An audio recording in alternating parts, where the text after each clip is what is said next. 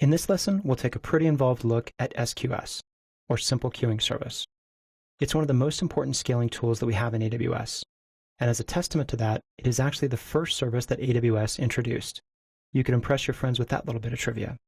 It's extremely easy to set up and use, and extremely bare bones for a queue. It's commonly used also with SNS as a second storage bucket for transitory messages, or to fan out identical messages. Let's look at some of the value props. It has durability, resiliency, and high availability baked into it. It leverages multiple AZs and has mature access control, with resource-level IAM integration, so you can lock access down to an individual queue. There's no limit to the number of messages in a queue or the number of queues. It is, however, quirky in a lot of ways.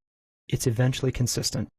And what we mean by that is if a user puts a message into a queue, but the message has not yet been delivered to all players in all AZs of the region, if a second user goes to pull from the queue, he could get nothing until that message has been moved over and he pulls again. The order of messages is also not guaranteed for this same reason, and you could end up with more than once delivery.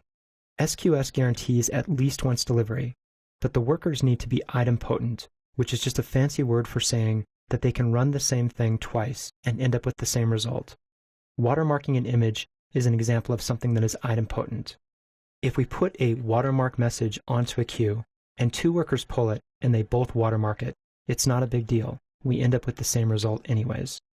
You should, however, consider SWF or simple workflow, which guarantees exactly once delivery if you have financial or sensitive transactions that cannot deal with this at least once delivery of SQS. It is extremely simple. There's no dead letter queue, and a message could sit in your queue forever, which is why we recommend you periodically run the queue dry, which means take all the messages out of it. But it does have timeout support. Let's talk about timeouts for a second. There's a new message lock timeout. This is the amount of time required before the message is loaded into the system and visible to other players. There's also a visibility timeout, which is much more important. The visibility timeout works like this. A worker pulls a message from the queue, and the timeout window starts. But the worker fails to delete the message off of the queue.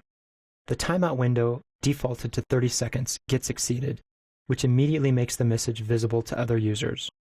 SQS requires an explicit delete. It doesn't know when the worker gets a message if it's actually done something useful with that message, and it needs to guarantee that somebody does something useful with that message. So the worker needs to actually explicitly delete the message once they're done processing it. To set up SQS, you first create a queue, then you create workers who pull messages from the queue. The workers then have to delete the message from the queue explicitly within the visibility timeout window. Old messages will fall off the queue. SQS also integrates with SNS.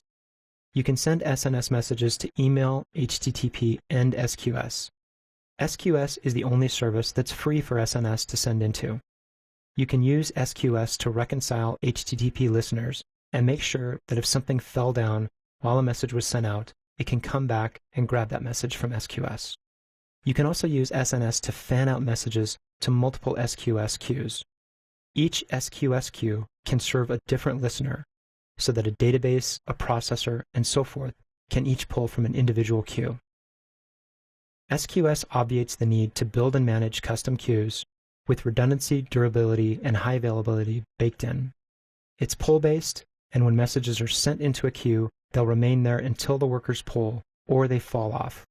Multiple workers could get the same message, and you need to make sure that that's okay for them to process it.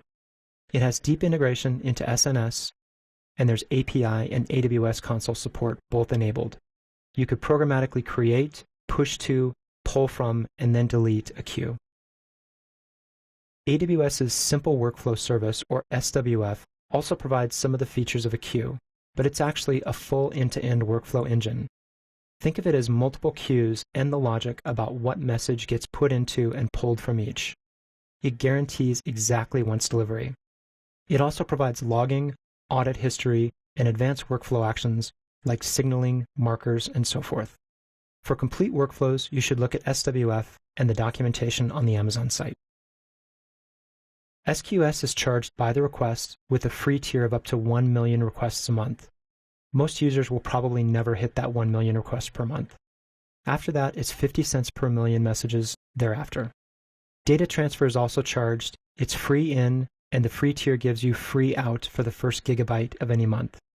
After that, it starts at 12 cents per gigabyte month.